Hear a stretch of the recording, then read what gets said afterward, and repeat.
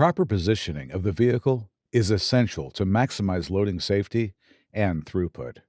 Follow any existing truck alignment devices, such as painted lines, curbing, or barriers if present.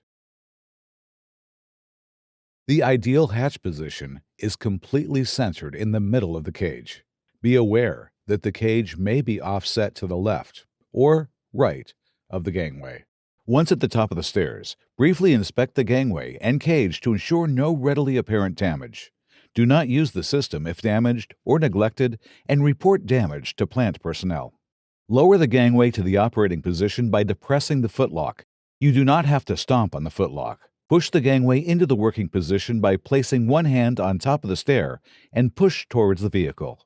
The cage should be suspended above the truck, not rested on it. The gangway end tread should be at the same height as the hatch area for optimum clearance.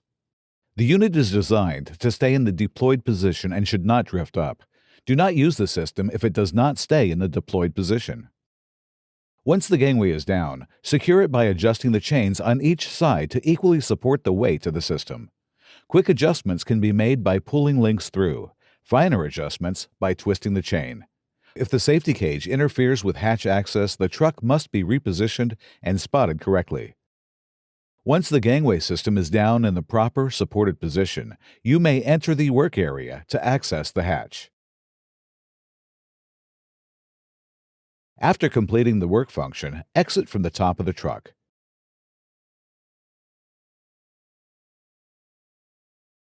The storage rope should be used to store the gangway, providing users with additional leverage for easy lifting. Ensure the footlock is engaged once the gangway is in the fully upright position before exiting the platform. Summary: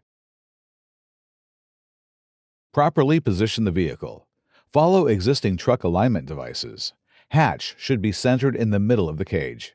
Inspecting the gangway and cage. Lower the gangway to the operating position. Depress the footlock and push the gangway into the working position.